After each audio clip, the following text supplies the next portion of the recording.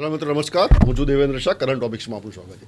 મિત્રો, અત્યાર સુધી મારી દરેક વિડીયો આપે જોઈએ છે તો જે અમદાવાદ શહેર, અમદાવાદ મ્યુનિસિપલ કોર્પોરેશનને લગતી છે, પરંતુ પ્રથમ વખત એક શરૂઆત કરી રહ્યો છું કે જે સમગ્ર દેશના પ્રશ્ન, સમગ્ર દેશની વ્યવસ્થા, અર્થવ્યવસ્થા, તેને લગતા મુદ્દાઓ અંગે ચર્ચા કરવાની. મિત્રો, આપણા દેશનો સૌથી મોટો પર્વ હોય તો તે ચૂંટણી છે, કારણ કે લોકશાહી દેશનો સૌથી મોટો પર્વ ચૂંટણી છે.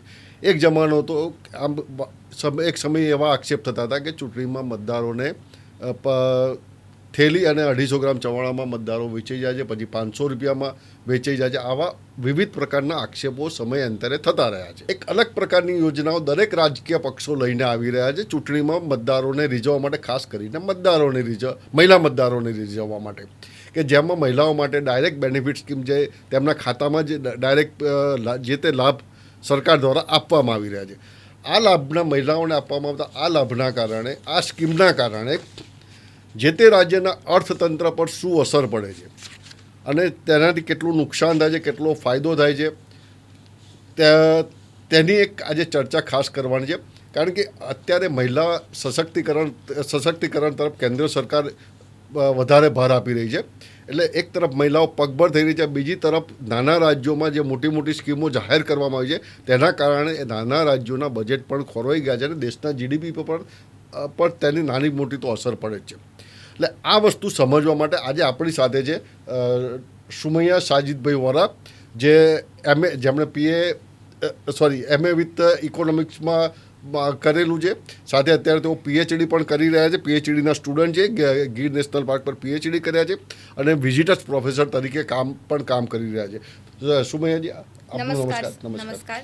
એક વસ્તુ મિત્રો કહી દઉં કે સુમૈયા મારા ઘરની દીકરી છે, એટલે સુમૈયા બેટા હું તને સુમૈયા કહું, સુમૈયાજી કહું કે બેટા કહું, પહેલાં તો બેટા કહું. તો સુમૈયા, આ વિશે જે અત્યારે સરકારની વિવિધ યોજનાઓ ચાલી રહી છે તે અને ચૂંટણી સમયે જે આપવામાં આવે છે પ્રલોભનો, એ બે વચ્ચેનું અંતર શું છે અને તેના કારણે શું નુકસાન થઈ શકે છે અને કેટલો ફાયદો થઈ શકે છે તે વિશે થોડીક વિગત શરૂઆતમાં પ્રાથમિક તબક્કે આપણે દર્શકોને સમજાવો. નમસ્કાર, હું છું વરા સુમૈયા. અંકલે વાત કરી એમ ડીબીટીની વાત કરીએ છીએ તો સૌપ્રથમ ડીબીટી એટલે શું? તો ડીબીટી એટલે ડાયરેક્ટ બેનિફિટ ટ્રાન્સફર કહેવામાં આવે છે. મહિલાઓને ડાયરેક્ટ બેનિફિટ ટ્રાન્સફર આપવામાં આવે છે. તે 1 જાન્યુઆરી 2013થી શરૂ કરવામાં આવ્યું છે. તેમાં લગભગ કેન્દ્ર સરકારની યોજનાઓ 507 હતી. અત્યારે હાલના યોજનાઓ એ 1206 થઈ છે. તેની સંખ્યામાં વધારો થયો છે. ડીબીટી મહિલા સશક્તિકરણ અને તેના ઘણા નેગેટિવ પાસા પણ છે અને પોઝિટિવ પાસા પણ છે. પોઝિટિવ પાસા આપણે જોઈ શકાય કે જ્યારે મહિલાઓને એક નાણાકીય સહાય આપવામાં આવે છે, એટલે એનું જે રોજિંદી ગરીબ જે મહિલાઓ છે એ મહિલાઓએ મૂળભૂત જરૂરિયાતો છે એના ઉપર ફોકસ કરી અને ગરીબીમાં ઘટાડો થશે.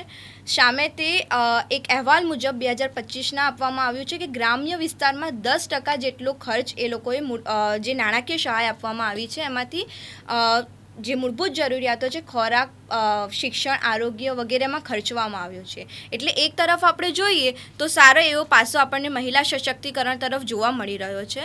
પરંતુ બીજી બાજુ જ્યારે જોઈએ તો નેગેટિવ પાસા તરીકે કે ઘણી બધી યોજનાઓ ચાલતી હોય છે, જેમાં દરેક રાજ્યના હિસાબે આપણે યોજનાઓ જોઈએ. તમિલનાડુ છે, ઓડિશા છે, કર્ણાટકા છે, મધ્યપ્રદેશ છે, તેમાં દરેકમાં યોજનાઓ ચાલી રહી છે. જો આપણા વિવિધ યોજનાઓના આંકડા જોઈએ તો ઝારખંડ પોતાની આવકના 10.67%, પશ્ચિમ બંગાળ 10.3%, કર્ણાટક 9.77% અને મધ્યપ્રદેશ 6.41%, તમિલનાડુ 4.16%, મહારાષ્ટ્ર 6.41%, જ્યારે દિલ્હી 6.26%, ગુજરાત 4.77%, ઓડિશા 4.37% જેટલું યોજનાઓ પાછળ ખર્ચી રહી છે. અને ભારતમાં 14થી વધુ રાજ્યોમાં આ લગભગ 13.4 કરોડ લાભાર્થીઓ મહિલાઓ જોવા મળી રહી છે. તેમાં 2.11 લાખ કરોડ રૂપિયા ખર્ચવામાં આવે છે. અને જ્યારે ડાયરેક્ટ બેનિફિટ ટ્રાન્સફર જે છે એ રાજ્યનું જે પણ બજેટ હોય છે તેમાંથી 3 થી 11% ખર્ચ એ ડાયરેક્ટ બેનિફિટ ટ્રાન્સફર વુમન્સને આપવામાં આવી રહ્યું છે. હા, તો સુમૈયા, ગઈકાલે 1 જૂનથી બંગાળમાં મહિલાઓને 3000 રૂપિયા આપવાની યોજનાની શરૂઆત થઈ ગઈ છે. દેશના અલગ અલગ રાજ્યોમાં આ પ્રકારની યોજનાઓ ચાલે છે. એ યોજનાઓ વિશે થોડીક વિસ્તૃત માહિતી આપણે તમારી પાસે જે ઉપલબ્ધ હોય તે સમજાવો દર્શકોને, તો થોડો ઊંડાણપૂર્વક ખ્યાલ આવે કે કઈ આવી યોજનાઓ ચાલી રહી છે. સૌપ્રથમ હું વાત કરું મધ્યપ્રદેશની લાડલી બહેન યોજના. સૌથી વધુ ચર્ચામાં રહી છે. તેનું મુખ્ય કારણ એ છે કે ત્યાં વુમન બેનિફિશિયરી જે છે એ 1.29 CRથી વધુ મહિલાઓ દર મહિને 1250 આપવામાં આવે છે. જો આ યોજનાઓ વાર્ષિક ખર્ચ લગભગ 19,350 કરોડ છે. તો 2023ની ચૂંટણીમાં આ યોજના મહત્વપૂર્ણ રાજકીય પરિબળ બની છે. હવે અત્યારે હાલ 2026ના અહેવાલ મુજબ તેઓએ આ સહાયત ₹3,000 પ્રતિ મહિનો કરવામાં આવી છે. તો એની ઇમ્પેક્ટ એ થશે કે જો વાર્ષિક ખર્ચ એ 1.29 CR વુમન્સ જે છે એ 19,350 કરોડ રૂપિયા થઈ રહ્યા છે, તો તે વધી અને સંખ્યા વધશે તે પ્રમાણે અને જે નાણાકીય સહાય છે એમાં વધારો કરવામાં આવ્યો છે. પરિણામે ખર્ચમાં પણ વધારો થશે. તો રાજકીય રીતે સારી બાબત છે, પરંતુ જ્યારે આપણે અર્થશાસ્ત્રની દ્રષ્ટિએ જોઈએ તો જે મહેસૂલ પ્રાપ્તિનો જે વધારે ખર્ચ છે, જે બજેટ છે, એ સૌથી વધારે જો નાણાકીય સહાય પર ખર્ચવામાં આવે તો જે મૂળભૂત જરૂરિયાતો છે, આરોગ્ય, શિક્ષણ છે, ઇન્ફ્રાસ્ટ્રક્ચર છે વગેરે પર થોડું નાણાકીય બોજ જોવા મળશે અને તેના ઉપર સરકારે ધ્યાન આપવામાં થોડીક નિષ્ફળ જશે. અચ્છા, આ યોજનાઓની જે તે સ્ટેટની શું ઇફેક્ટ છે? સૌપ્રથમ આપણે વાત કરીએ તો યોજનાઓ એ દરેક સ્ટેટમાં ચાલી રહી છે.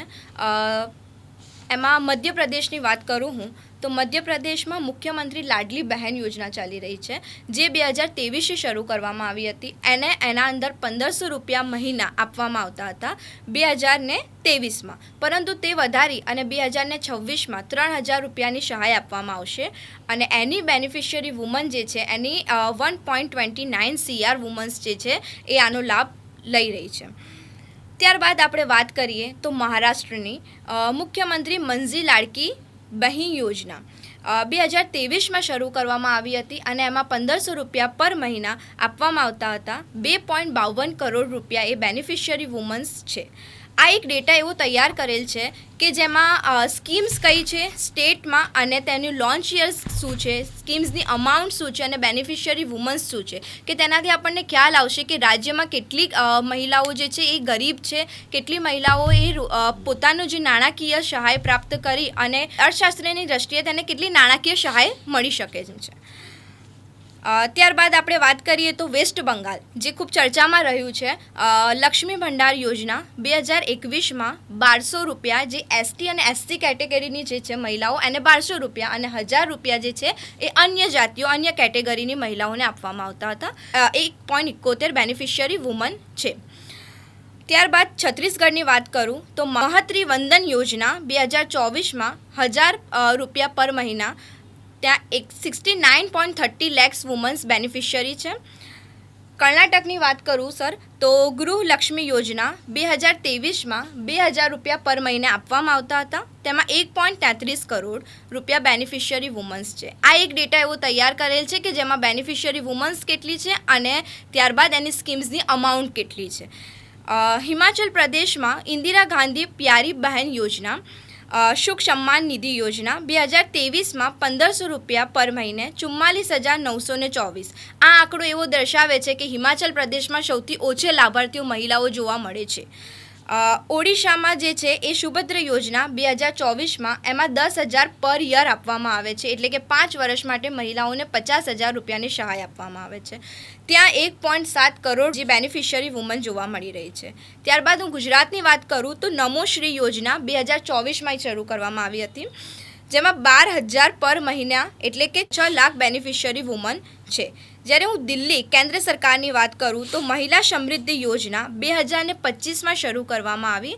તેમાં 2,500 રૂપિયા જે છે એ પર મંથ આપવામાં આવે છે. એમાં 18 લાખ જે છે બેનિફિશિયરી વુમન જોવા મળે છે આપણને. હરિયાણામાં લાડો લક્ષ્મી યોજના 2024માં 2,100 પર મંથ આપવામાં આવે છે અને 14.5 લાખ બેનિફિશિયરી વુમન્સ છે. અસમની વાત કરું તો ઓરુનોદી 2020માં શરૂ કરવામાં આવી હતી આ યોજના અને તેને 1,250 રૂપિયા સહાય આપવામાં આવી હતી ડાયરેક્ટ બેનિફિટ ટ્રાન્સફરમાં. તેમાં 37.2 લાખ બેનિફિશિયરી વુમન્સ છે. ત્યારબાદ હું તમિલનાડુની વાત કરું જે 2024માં ખૂબ જ ચર્ચાનો વિષય છે. તેમાં 2023માં જે શરૂ કરવામાં આવી હતી કલાઈનાગર મગાલી ઉરીમાઈ થોગાઈ યોજના એટલે કે 2023માં શરૂ કરવામાં આવી ત્યારે ફક્ત 1000 રૂપિયા મહિને આપવામાં આવતા હતા. બેનિફિશિયરી વુમન જે હતી 1.6 કરોડ હતી. પરંતુ હાલ જે ટીવીકેની સરકાર આવી છે એ ટીવીકેની સરકારે તેમાં 6 મેજર પ્રોમિસીસ કર્યા છે, જેમાં એલપીજીની વાત કરી છે. એમને ગોલ્ડ ફોર વુમન મેરેજીસ માટે વુમન્સને ગોલ્ડ આપવાની વાત કરી છે. ત્યારબાદ એમણે અલગ અલગ સહાય 2500 રૂપિયાની પર મહિને સહાય એવી વાત કરવામાં આવી છે. જ્યાં તમિલનાડુની વાત નીકળી છે તો તમિલનાડુના નવા મુખ્યમંત્રીએ હાલ એવું કહ્યું છે કે તમિલનાડુની ફાઇનાન્શિયલ પોઝિશન બરાબર છે નહીં અને તેના માટે વ્હાઇટ પેપર ડિક્લેર કરવું પડશે. તો શું એવું લાગે છે કે આ બધી જે જાહેરાતો જે થાય છે ચૂંટણી સમયે માત્ર ચૂંટણીલક્ષી હોય છે, આ લોકો વાસ્તવિકતા જોતા નથી, રાજ્યનું બજેટ કે રાજ્યની બેલેન્સ શીટ જોયા વગર આડેધડ જાહેરાતો કરતા હોય છે? શું તેવું માની શકાય?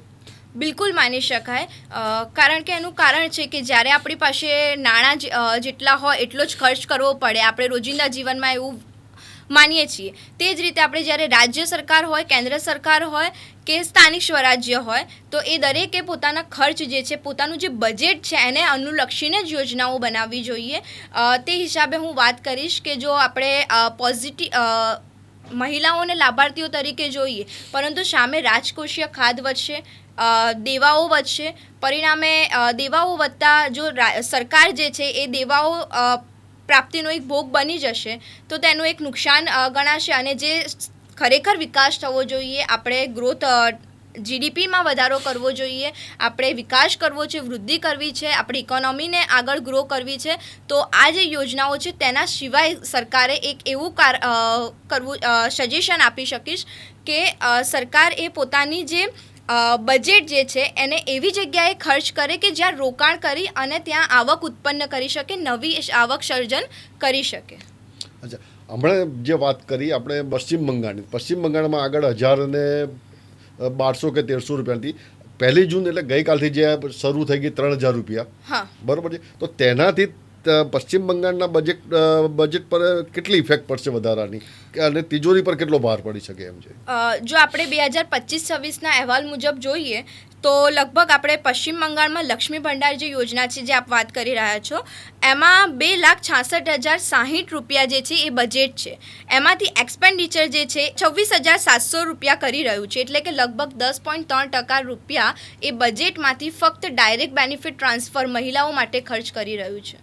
એનો મતલબ તો સીધો છે કે બજેટમાંથી આ રૂપિયા બારોબાર મીન્સ કે વપરાઈ રહ્યા છે, ખર્ચ થઈ રહ્યા છે મહિલા સશક્તિકરણ માટે કે મહિલાઓના લાભાર્થે.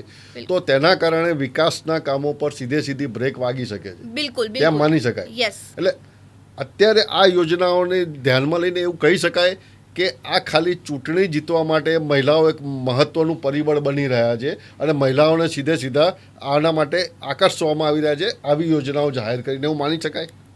બિલકુલ માની શકાય.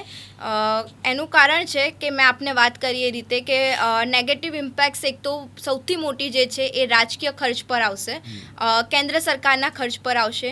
એટલે જ્યાં ખરેખર આપણે ધ્યાન આપવું જોઈએ, જ્યાંથી ઇકોનોમી ગ્રો કરવી જોઈએ ત્યાં ધ્યાન કેન્દ્ર સરકાર, રાજ્ય સરકાર દ્વારા કરવામાં નહીં આવે. આમાં એક મહિલાઓને એ પણ હોય છે પોઝિટિવ ઇમ્પેક્ટ સાથે નેગેટિવ ઇમ્પેક્ટ્સ પણ ઘણી જોવા મળે છે. મહિલાઓએ બહાર કાર્ય કરવાની જગ્યાએ એ લોકો પરોપજીવી વર્ગ બની જશે. એક જે મહિલાઓ અત્યારે હાલ આપણે એક અહેવાલ મુજબ જોવા મળે તો એક્સિસ બેંકના અહેવાલ મુજબ કે લગભગ 13,40,00,000 કરોડ મહિલાઓ આનો લાભ મેળવી રહી છે. લગભગ ભારતની 30% મહિલાઓ આનો લાભ મેળવી રહી છે. તે ખૂબ જ સંખ્યાકીય રીતે જોવા જઈએ તો આંકડો વધારે છે. અને મહિલાઓએ કાર્ય કરવાની જગ્યાએ એ સહાય મેળવી અને પોતાનું ગુજરાન ચલાવવાનું શરૂ કરશે. અચ્છા, એક્સિસ બેંકના અહેવાલ મુજબ કે જે ડીબીટી છે એ દેશના જીડીપીના 0.6% જેટલું છે અને તમામ રાજ્યોમાં આ ડીબીટી જે કેશ ટ્રાન્સફર છે 5% જેટલી છે.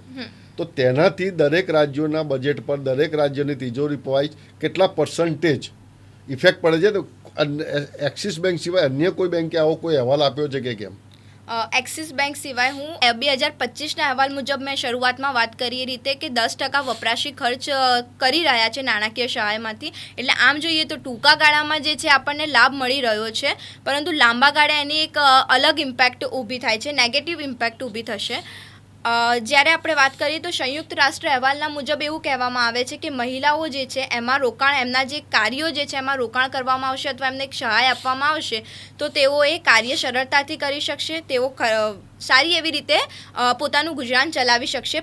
જો એમને મજબૂત અને પ્રગતિશીલ બનાવવી હોય તો એમાં રોકાણ કરવું જરૂરી છે. પરંતુ એ રોકાણ કરવું જરૂરી છે, પણ નાણાકીય સહાયની દ્રષ્ટિએ તમે રોકાણ કરો, ફક્ત નાણાકીય સહાય આપીને રોકાણ કરો, એ મારી દ્રષ્ટિએ જરૂરી નથી, યોગ્ય નથી.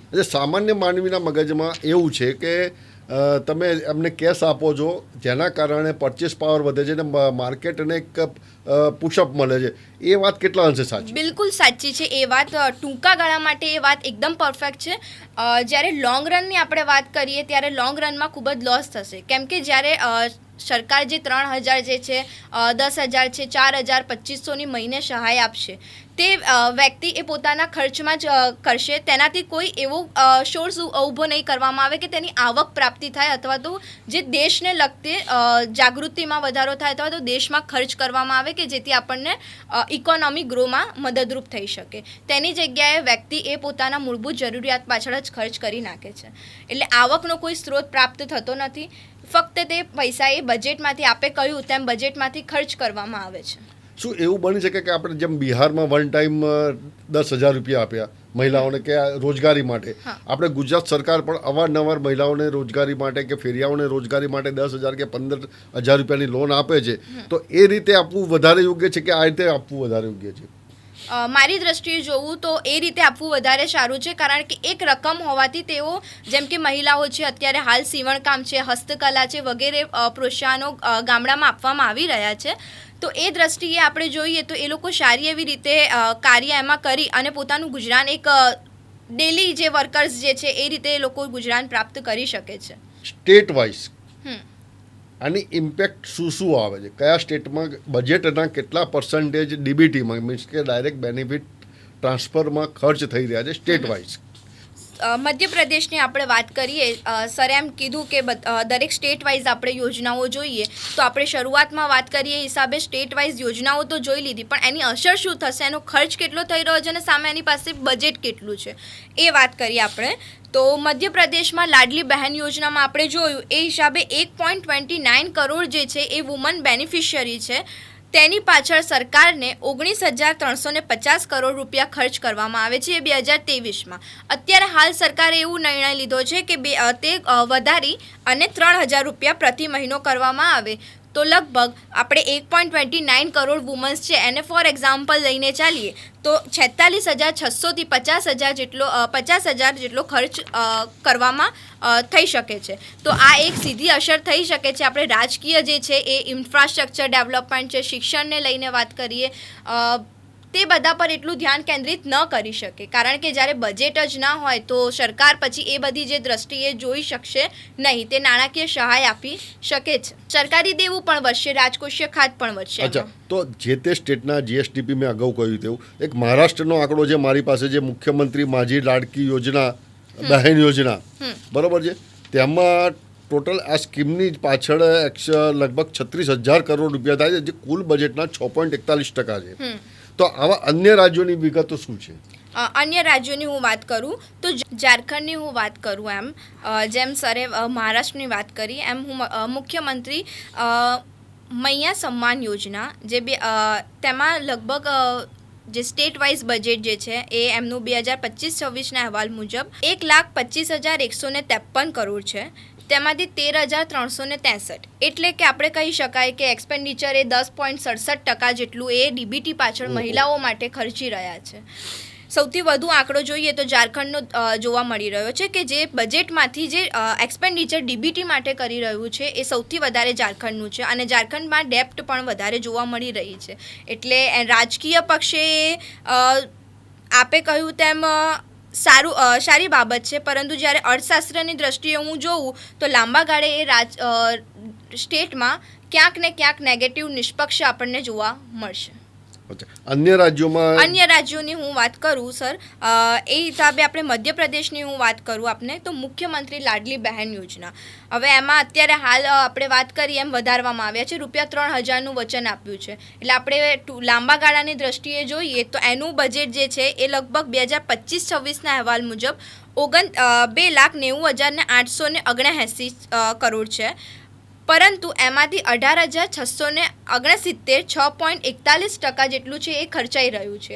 એટલે આ તો જે છે જૂના આંકડાઓના હિસાબે છે 25-26 મુજબ છે. 25-26 મુજબ, પરંતુ અત્યારે હાલ સરકારે એવું સરકારે એવું કીધું છે કે ₹3,000 વધારીને સહાય કરવામાં આવે છે. એટલે બજેટ તો સામે એટલું બધું વધશે નહીં, પરંતુ એનો ખર્ચ સૌથી વધારે વધી જશે. તો એની અસર એ લાંબા ગાળે અને ટૂંકા ગાળે પણ આપણને એ રાજ્યમાં જોવા મળશે. અચ્છા, આવી રીતે કર્ણાટકમાં પણ મારા ખ્યાલ મુજબ 9-10% રેવન્યુ, હા, 9.77-9.78 સમથિંગ છેલ્લા અહેવાલ મુજબ કદાચ 11% સુધી પણ પહોંચવા આવી છે. તો બજેટનો મોટો હિસ્સો માત્ર એમના વાયદા વચનો પૂરા કરવા માટે જે ખર્ચાઈ રહ્યો છે, પરંતુ પ્રાથમિક સુવિધાઓ માટે નથી ખર્ચાઈ રહ્યો, તેમ માનવું યોગ્ય? બિલકુલ યોગ્ય છે. આપણે આંકડાઓ જોઈએ તો પર્સન્ટેજ એક્સપેન્ડિચર એ લગભગ 6%થી લઈ અને 11% જેટલો એ એક્સપેન્ડિચર જ્યારે બજેટમાંથી ખર્ચ એમાં કરવામાં આવે તો 100%માંથી જ્યારે તમે 10%, 11% એના પાછળ ખર્ચી રહ્યો છો, તો બાકીના જે આપણા જે અર્થશાસ્ત્ર, આર્થિક રીતે જે શિક્ષણ છે, આરોગ્ય છે, ડેવલપમેન્ટ છે, ઇન્ફ્રાસ્ટ્રક્ચર ડેવલપમેન્ટ છે વગેરે મુદ્દાઓ પર આપણે વધુ ધ્યાન કેન્દ્રિત નહીં કરી શકીએ અને પરિણામે જીડીપીમાં વધારો થશે, પરંતુ જે આપણને આર્થિક વૃદ્ધિ અને આર્થિક વિકાસના જે કાર્યો છે એ આપણે નહીં કરી શકીએ. કલ્યાણકારી રીતે આપણે બાબત યોજનાઓને લઈને ચાલીએ તો સારી બાબત છે. અચ્છા, ફરીથી હું આવું છું તમિલનાડુ પર, કે તમિલનાડુમાં જે ટીવી કે એટલે કે મુખ્યમંત્રી વિજયે જે જાહેરાતો કરી હતી ઇલેક્શન સમયે, મતલબ કે ચૂંટણી સમયે, ચૂંટણી જીત્યા પહેલા, તે જાહેરાતોનો અંદાજિત ખર્ચ લગભગ 40,000 કરોડની આસપાસ 5 વર્ષમાં થવાની ગણતરી છે. સામે એમ કહે છે કે બજેટમાં પૂર્વ મુખ્યમંત્રી કે જૂની પાર્ટી જે હતી તે લોકો બિલકુલ તિજોરી સાફ કરી ગઈ છે અને હવે વ્હાઇટ પેપર ઇસ્યુ કરવું પડે છે. તો આ સંજોગોમાં ત્યાંની ફાઇનાન્શિયલ પોઝિશન શું રહેશે અને આગામી વર્ષોમાં પ્રજાકીય કામો, પ્રજાની પ્રાથમિક સુવિધાઓ માટે શું થશે? તમિલનાડુની હું વાત કરું તો 3,31,569 2026ના અહેવાલ મુજબ એમની પાસે બજેટ હતું. એમાંથી એ લોકોએ ખર્ચ એ 13,807 કર્યો છે. એટલે લગભગ કહી શકાય કે 4.16% જેટલો એ લોકોએ એક્સપેન્ડિચર મહિલાઓ પાછળ ડીબીટીમાં કર્યો છે. એટલે જ્યારે આ જે છે એ ફક્ત જ્યારે એ લોકો પર મંથલી જે સહાય આપતા હતા, પરંતુ હાલ અત્યારે આપણે જોઈએ તો ટીવી કે સરકારે એ 2026માં 6 મેજર પ્રોમિસીસ કર્યા છે. જે 6 મેજર પ્રોમિસીસ આપણે જોઈએ તો એમાં એલપીજી સિલિન્ડરની એણે સેવાઓનું કીધું છે. તે ઉપરાંત એ લોકોએ ગોલ્ડ ફોર મેરેજીસ, મતલબ ગર્લ્સને જ્યારે મેરેજીસ થાય માટે ગોલ્ડની સેવાઓનું કર્યું છે. ત્યારબાદ જે રકમ જે છે એ વધારવાની વાત કરી છે. એટલે આપણે જોઈએ કે બજેટ જ્યારે આપણા પાસે ના હોય અને સામે આપણે આ ફક્ત યોજનાઓ કરી રહ્યા હોય અને ખર્ચમાં વધારો થઈ રહ્યો હોય તો આપણા પાસે ડેપ્ટમાં વધારો થશે. એટલે તમિલનાડુનું ક્યાંક ને ક્યાંક આપણને રાજકીય રીતે તમે કહી શકો એમ સારી બાબત છે, પણ અર્થશાસ્ત્રની દ્રષ્ટિએ, આર્થિક દ્રષ્ટિએ હું વાત કરું તો તે યોગ્ય નથી લાગતું. અચ્છા સુમૈયા, આ ડીબીટીની જે ઇફેક્ટ છે આપણે અત્યાર સુધી જોઈ કે જે તે રાજ્યના બજેટ ઉપર જોઈ, પરંતુ જે તે રાજ્યની જીએસડીપી અને જે તે રાજ્યના દેવા, એના કારણે તેની શું ઇફેક્ટ પડે છે, અને બીજું તે સેફ ક્યારે ગણાય, મોડરેટ ક્યારે ગણાય અને હાઈ રિસ્ક ક્યારે ગણાય? જ્યારે હું સ્ટેટની વાત કરું તો પંજાબ અને હરિયાણા, તો પંજાબમાં લગભગ 46.6% જેટલું ડેપ્ટ જોવા મળી રહ્યું છે, જે ખૂબ જ ઊંચું છે. હિમાચલ પ્રદેશમાં 45.2% જેટલું છે. ત્યારબાદ વેસ્ટ બંગાળની વાત કરું તો 37-38% છે લગભગ. બિહારની વાત કરું તો 34-35% અને કેરેલાની વાત કરું તો 37-38%. મધ્યપ્રદેશની હું વાત કરું તો 31% જેટલો આંકડો જોવા મળી રહ્યો છે. એટલે આ દ્રષ્ટિએ હું કહું કે ઓડિશા અને મહારાષ્ટ્ર છે એમાં નીચું અને મધ્યમ જોવા મળી રહ્યું છે. એટલે આ ડેપ્ટ વર્સિસ જીએસડીપી છે. યસ, અર્થશાસ્ત્રની દ્રષ્ટિએ હું વાત કરું તો જો 20%થી ઓછું જ્યાં મને જોવા મળી રહ્યું છે એ નાણાકીય રીતે મજબૂત છે, જ્યારે 20થી 30 છે એ સંભાળી શકે તે સ્થિતિમાં છે, જ્યારે 30થી 40% જે છે એ ચિંતાજનક બાબત છે, અને 40%થી ઊંચું જે છે એ દેવામાં છે, લાંબા ગાળે દબાણ આવશે એમના ઉપર તો રાજકીય. પંજાબમાં હવે ચૂંટણી આવી રહી છે. અત્યારે હાલની તારીખમાં જ પંજાબ લગભગ 40-45% ડેપમાં છે. તો પછી એ ચૂંટણીમાં ફરીથી નવા વાયદા વચનો કે નવી રેવડીઓ જો આપવામાં આવશે તો પંજાબની ફાઇનાન્શિયલ પોઝિશન ક્યાં જઈને ઊભી રહી શકે? ખૂબ જ કથળી સ્થિતિમાં એ લોકો આવી શકે એમ છે, કારણ કે જ્યારે આપણે હાલના આંકડા જોઈએ છે કે હાલની સહાય આટલી છે, જો વાયદા વચનો વધારવામાં આવે તો સામે એ લોકોએ એવી સોર્સિસ અને સજેશન તરીકે આપણે આપી શકીએ કે એવી નાણાકીય આવકોનું પ્રાપ્ત કરવું જોઈએ કે જેથી એમના સહાયો અને વચનો પણ પૂરા કરી શકે અને સામે એ લોકોની રાજકીય જે બજેટ છે એ પણ ખોરવાય નહીં. અચ્છા, છેલ્લા 3-4 વર્ષના 5 વર્ષના જે આંકડાકીય આપણે જે રજૂ કર્યા તેમાં ક્યાંય એવું લાગ્યું કે કોઈ સ્ટેટે ઇન્કમ વધારવા માટે પ્રયત્ન કર્યો હોય? એક ઓડિશા જે છે એ ત્યાં સારું છે, અને તમે આપે પૂછ્યું એમ જે 10,000 રૂપિયા જે આપવામાં આવે છે એનાથી વ્યક્તિ શું છે કે એ પોતાનું જે ક્યાંક ને ક્યાંક એક સારું એવું રોકાણ કરશે, ક્યાંક કરી શકશે, જે પોતાની જીવન જરૂરિયાત વસ્તુઓમાં કરી અને જે હસ્તકલા છે એવા રોકાણો જે મહિલાઓ છે એ કરી અને સામે એ આવક પ્રાપ્તિનું સાધન બની શકે છે. મહિલાઓ પગભર થાય પગભર તે થઈ જરૂરી શકે છે, સરકાર આપે તે પણ જરૂરી છે, એ બાબત 100% સહમત છે. પરંતુ આ બધી જે યોજનાઓ છે માત્ર ચૂંટણી સમયે જે કેમ જાહેર થાય છે, સૌથી મોટો સવાલ એ છે. અને મહિલા મતદારો જે દેશના લગભગ કુલ મતદારોના 48% છે, આજે એ મતદારોના આધારે જ જે તે રાજકીય પક્ષ ચૂંટણી જીતી રહ્યા છે અને ટાર્ગેટ ચૂંટણી જીતવાનું મેઇન એમનું ધ્યેય આ એક જ હોય છે. તો એમ માની શકાય કે ચૂંટણી જીતવા માટે મહિલા મતદારોને અપાતા પ્રલોભનો સૌથી સરળ રસ્તો થઈ ગયો છે. બિલકુલ કહી શકાય, કારણ કે આજે આપણે જોઈએ છે કે નારી શક્તિ જે છે એ ફક્ત ઘર પૂરતી મર્યાદિત નથી, નાણાકીય સહાય પૂરતી મર્યાદિત નથી. જો મહિલાઓને નાણાકીય સહાય આપવામાં આવે છે તો ઘણી મહિલાઓ એવી પણ હોય છે કે જે પોતાના ગુજરાન ચલાવવા માટે અલગ અલગ ઇનોવેશન કરતી રહે છે, ક્રિએટિવિટી કરતી રહે છે, પોતાને માટે જે કંઈક સંસાધનો ઉપલબ્ધ કરી અને પોતાનું જે ગુજરાન ચલાવવા માટે જરૂરી એવું કાર્ય કરી અને આવક પ્રાપ્ત કરી શકે છે. તે જ રીતે આપે પૂછ્યું એમ કે મહિલાઓએ આવક પ્રાપ્તિનું સાધન બનાવી લેશે, પરંતુ ધીમે ધીમે જેમ જેમ આગળ વધશે એમ એ શું કરશે કે રાજકીય રીતે શિક્ષણમાં વધારો કરશે, તે રાજકીય રીતે મજબૂત બનશે, દરેક રીતે એક મજબૂત બની અને નારી શક્તિએ હંમેશા અત્યારે હાલના અહેવાલ આપણે જોઈએ છીએ એક્ઝામ્પલ્સ કે નારી જે છે એ દરેક દ્રષ્ટિએ દરેક જગ્યાએ જોવા મળી રહી છે આપણને. તે પછી પાયલોટ્સ હોય, તે પછી શિક્ષણ હોય, તે પછી રાજકીય ક્ષેત્ર હોય, મહિલાઓમાં સંખ્યાઓમાં વધારો જોવા મળી રહ્યો. કોઈ પણ રાજકીય પાર્ટીને જીતાડવા માટે મહિલાઓ મહત્વનું પરિબળ બની ગયા છે. તેમની હાર જીત મહિલાઓ નક્કી કરી રહ્યા છે. તેનો સીધો મતલબ એવું થઈ રહ્યો છે કે મહિલાઓનું વર્ચસ્વ ધીમે ધીમે વધી રહ્યું છે. પુરુષ મતદારો કરતાં મહિલા મતદારો સમજી વિચારીને વોટિંગ કરી રહ્યા છે તેમ માની શકાય? બિલકુલ માની શકાય, કારણ કે મહિલાઓ છે અત્યારે હાલ આપણે જોઈએ છે તો ફક્ત એ ગામડાઓ સુધી કે ઘર સુધી મર્યાદિત નથી. મેં કીધું એમ આપણે કહી શકાય કે મહિલાઓએ છે પોતાનું વિચારસરણીને વધુ સારી બનાવી છે અને પોતાના નિર્ણયો છે પોતાની જાતે પગભર રીતે એ નિર્ણય લઈ અને પોતે લઈ રહી છે નિર્ણય. તેનાથી મહિલાઓમાં સારું એવું પ્રદાન પણ જોવા મળી રહ્યું છે, એમનો વિકાસ પણ થઈ રહ્યો છે.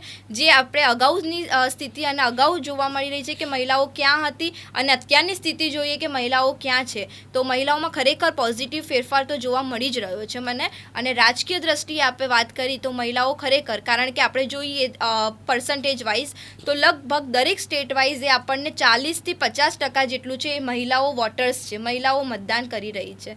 અને સામે જ્યારે મહિલાઓને સાંસદની વાત કરીએ અથવા તો આપણે પોલિટિકલી વાત કરીએ તો રાજકીય રીતે પણ એમાં વધારો થઈ રહ્યો છે. જ્યારે શરૂઆતમાં આપણે જોતા હતા તો મહિલાઓ ખૂબ જ ઓછી જગ્યાએ જોવા મળતી હતી પોલિટિકલી રીતે, પણ અત્યારે હાલ 1 થી 2 સીટે મહિલાઓને ફાળવવામાં દરેક જગ્યાએ આપવામાં આવી રહી છે. આ જે ડીબીટીની આપણે જે ચર્ચા કરી, સ્ટેટ વાઇઝ ચર્ચા કરી, હવે આ ડીબીટીની દેશના જીડીપી પર શું અસર થઈ છે? દેશના જીડીપી પર જે અસર થઈ રહી છે એ જો આપણે વાત કરી કે 13,40,000 કરોડ લોકો જે છે એ મહિલાઓ લાભાર્થીઓ છે, અને એમાં જે રાજ્યની વાત કરું તો 3 થી 11% જે ફાળો છે એ આપવામાં આવી રહ્યો છે. એટલે દેશના જીડીપી પર 0.6% જેટલું આપણે કહી શકાય કે આપણે એના પાછળ ખર્ચ કરી રહ્યા છીએ. 0.6%. અને એ આંકડો એ વધારે છે કે મહિલાઓને ફક્ત લાભાર્થીઓ માટે આપણે 0.6% આપી રહ્યા છીએ. અચ્છા, એવું લાગી રહ્યું છે કે સ્ટેટ વાઇઝ આ યોજનાઓ બંધ કરીને ડાયરેક્ટ કેન્દ્ર સરકાર હસ્તગત બધી યોજનાઓ કરવી જોઈએ. રાજ્ય સરકાર દ્વારા જે યોજનાઓ કરવામાં આવી રહી છે તે હિસાબે મારી દ્રષ્ટિએ હું કહું તો જ્યાં સુધી રાજ્ય સરકારના હેઠળ હશે તો વ્યક્તિઓને મહિલાઓને જે છે એ સરળતા રહેશે. કારણ કે કેન્દ્ર સરકાર દ્વારા આપવામાં આવે, જો કે ડાયરેક્ટ બેનિફિટ ટ્રાન્સફરથી ઘણું બધું ડિજિટલાઇઝેશન થઈ ગયું છે, પરંતુ મહિલાઓમાં ક્યાંક ને ક્યાંક હજુ પણ એવી કચાશ અને એ જોવા મળી રહ્યું છે કે બેન્કિંગ ક્ષેત્રે એ લોકોને એટલું બધું નોલેજ નથી.